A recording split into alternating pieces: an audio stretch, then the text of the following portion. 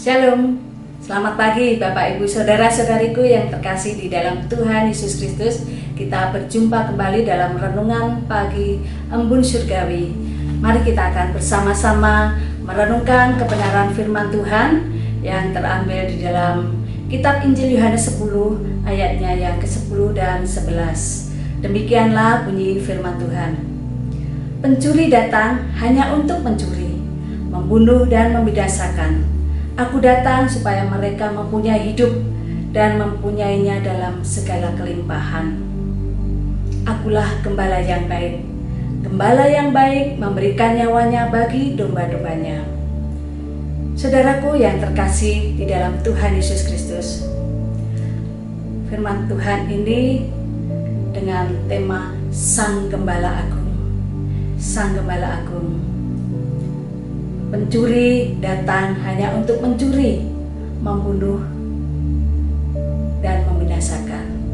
Bahkan datangnya tidak melalui pintu, tetapi membongkar atap, membobol gembok, dan menggunakan cara-cara yang tidak wajar. Itulah pencuri. Namun, Yesus datang untuk memberi hidup, memberikan kehidupan di dalam diri setiap orang. Yesus berkata, "Akulah pintu, akulah jalan." Di dalam Yohanes 14 ayatnya yang ke-6 dikatakan demikian.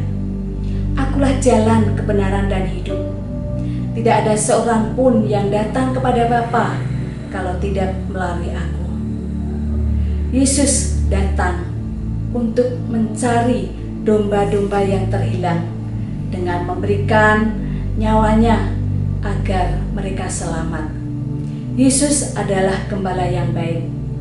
Ia siap menantang bahaya dan mempertaruhkan nyawanya untuk setiap orang yang percaya kepadanya. Sebagaimana Daud adalah seorang gembala saat berada di padang gurun, menjaga domba-dombanya. Ia harus membunuh singa, beruang demi menyelamatkan domba-dombanya. Bukan sebagai seorang upahan untuk menggembalakan domba, kemudian jikalau ada serangan bahaya datang, ditinggal pergi karena hanya seorang upahan. Bapak Ibu yang dikasihi Tuhan, Yesus Sang Gembala Agung, Ia memberikan kehidupan yang baru. Hidup secara spiritual. Karena apa? Pendengar atau umat manusia hanya hidup secara jasmani. Belum tentu dia juga merasakan hidup secara rohani. Karena menolak Yesus Sang Gembala Agung itu.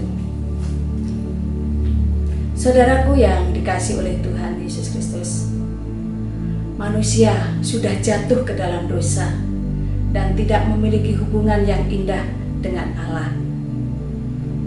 Dalam kitab 2 Korintus 5 ayat 17 dikatakan demikian.